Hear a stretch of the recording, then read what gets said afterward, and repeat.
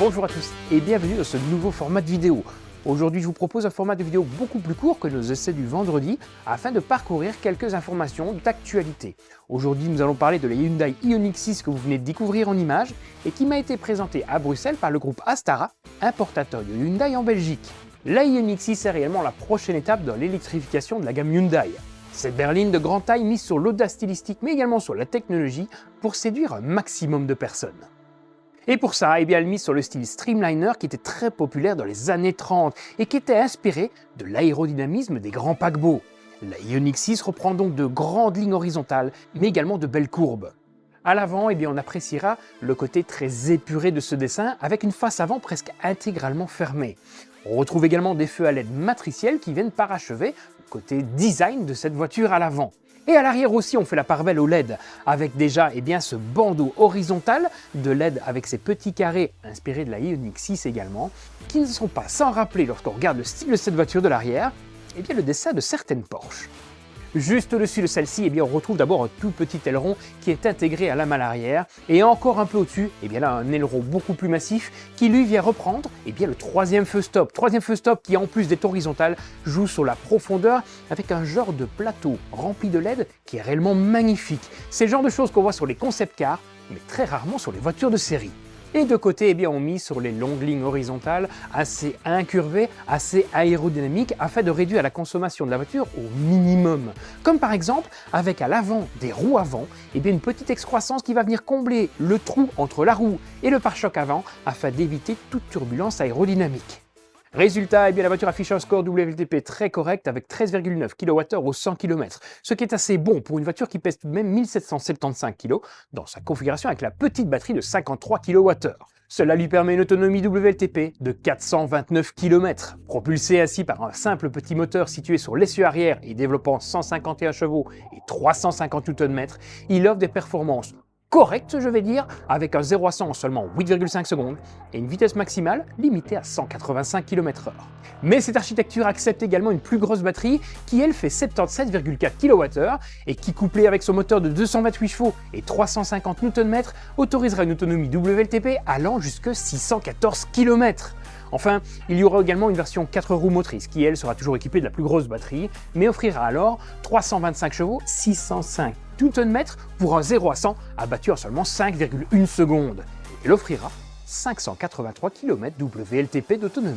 Et pour recharger cette voiture, rien de plus simple. Puisqu'on est basé sur la technologie 800 volts de Hyundai, la voiture accepte en courant continu des puissances allant jusqu'à 239 kW.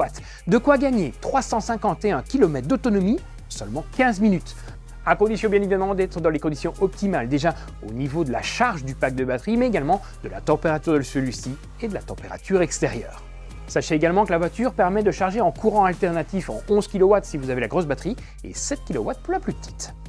Passons à l'intérieur maintenant et vous constaterez immédiatement qu'on est dans une ambiance assez proche de ce qu'on retrouve déjà dans la Ioniq 5. C'est spacieux, c'est volumineux et la technologie fait la part belle aux écrans. Déjà avec celui qui se trouve derrière le volant, affichant les informations de conduite, mais également avec celui se trouvant au centre de la voiture, qui lui est tactile et vient apporter l'infodivertissement à cette voiture. Mais ce n'est pas tout. Si vous regardez aux extrémités du tableau de bord, vous retrouvez également deux écrans qui viennent reprendre les images des caméras rétroviseurs.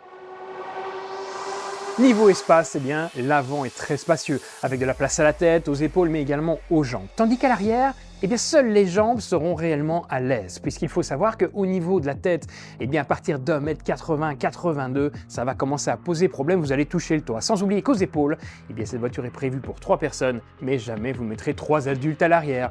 Vous en mettrez 2, et n'oubliez pas non plus qu'à la place centrale arrière, vous avez encore moins de place à la tête. Mais ça, c'était inévitable avec ce profil de coupé plongeant vers l'arrière. C'est un choix stylistique plutôt que pratique.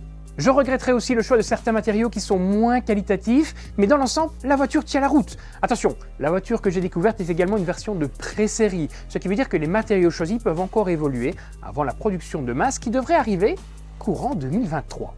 D'ailleurs, puisqu'on parle de production, quel est le tarif de cette belle Ioniq 6 ? Il faut savoir qu'elle commence à partir de 52 000 € avec sa petite batterie et son petit moteur. Un tarif assez similaire à ce qu'on retrouve dans la Model 3 de base ou encore la Polestar 2 de base. Deux de ses rivales toutes désignées. Plus grand que ces dernières, sa longueur de 4,85 m est très proche de la Skoda Superb Break.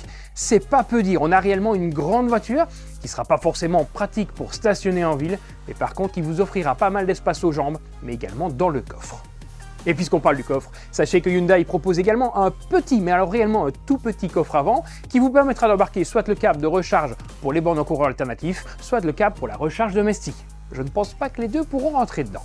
Après avoir été à cette conférence, je me suis alors posé la question de me dire, mais alors, à qui s'adresse cette voiture? À qui est-elle réellement destinée? Et c'est vrai qu'avec un espace arrière plus limité pour les adultes, elle se destinera soit plutôt aux familles avec des jeunes enfants, soit aux célibataires ou aux couples désireux d'avoir une voiture au style hors du temps.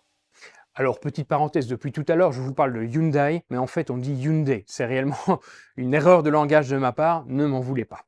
Alors, au cours de la conférence organisée par Astara, l'importateur de Hyundai en Belgique, j'ai également pu constater que la Ioniq 7, le gros SUV électrique de la marque, était maintenu à la programmation. C'est un gros SUV qui va sortir prochainement, 2024, peut-être 2025, et qui reprendra le style du concept. Et ça fait réellement plaisir.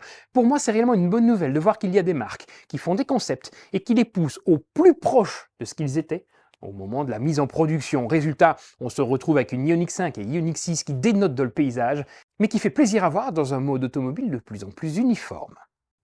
On arrive déjà à la fin de cette vidéo, de ce nouveau format de vidéo, beaucoup plus court comme vous le constatez. J'espère que celui-ci vous a plu. Si c'est le cas, n'hésitez pas à nous le dire, qu'on sache si vous désirez plus de vidéos comme celle-ci en plus des essais. Ça nous permettrait de un petit peu varier, de parler d'actualité, de parler de choses dont on n'a pas toujours l'occasion de parler lors des essais. Si c'est le cas, eh bien un petit pouce, un petit commentaire pour nous le dire, ça fait toujours plaisir. Encore merci à vous d'avoir regardé cette vidéo jusqu'au bout. Je vous dis à très bientôt pour un prochain essai, une prochaine vidéo.